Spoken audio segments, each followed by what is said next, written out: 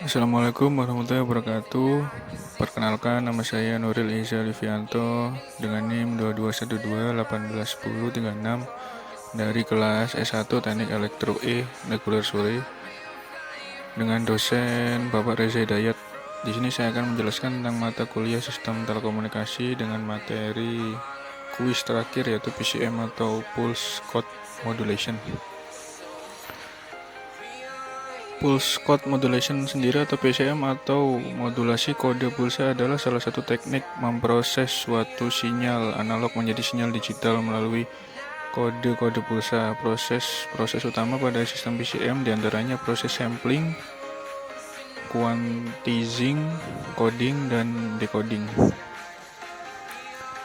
Yang pertama ada sampling. Sampling proses pengambilan sampel atau contoh besaran sinyal analog pada titik tertentu secara teratur dan berurutan. Frekuensi sampling harus lebih besar dari 2 kali frekuensi yang disampling.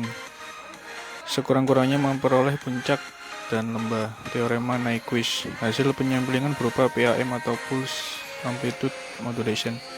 Kemudian ada kuantisasi, yaitu proses menentukan segmen-segmen dari amplitude sampling dalam level-level kuantisasi. Amplitude dari masing-masing sampel dinyatakan dengan harga integer dari level kuantisasi yang terdekat. Kemudian ada pengkodean atau proses pengubah atau mengkodekan besaran amplitude sampling ke bentuk kode digital biner. Yang terakhir ada multiplexing, dari banyak input menjadi satu output. Fungsi untuk penghematan transmisi menjadi dasar penyambungan digital.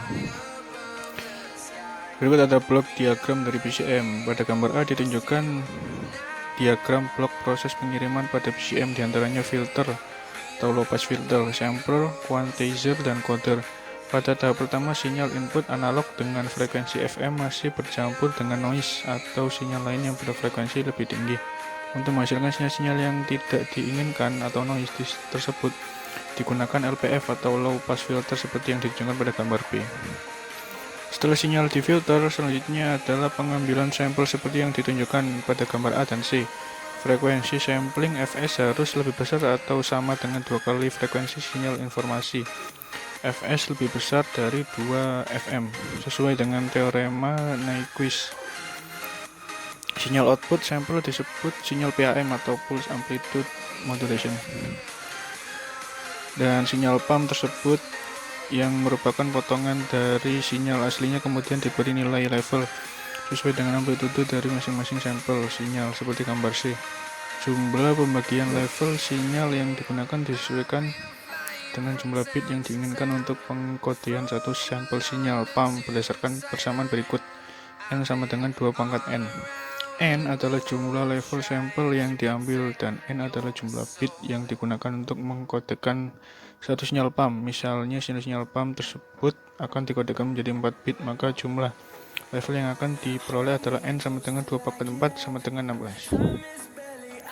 Dan selanjutnya setiap sampel yang telah terkuantisasi masuk ke dalam blok coder.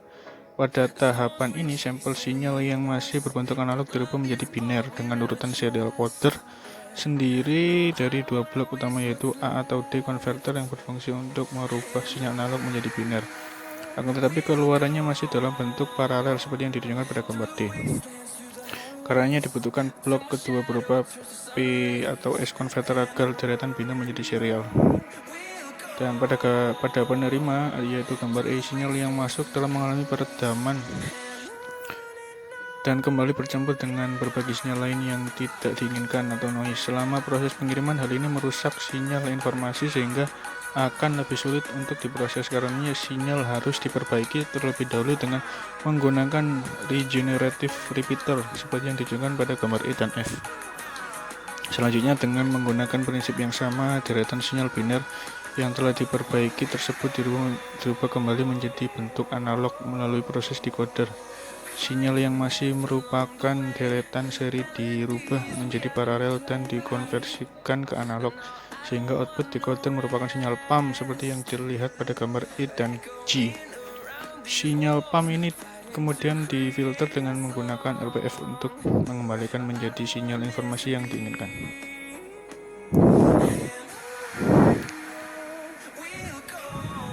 Dan berikut adalah listing atau coding pada MATLAB terkait materi PCM. Pertama, untuk memulai program kita memerlukan CLC, close L, dan clear R. Kemudian masukkan inputan yang berupa N dan N1. Kemudian di sini adalah program sampling operation untuk PCM yang akan kita buat. Kemudian ada program untuk quantization process.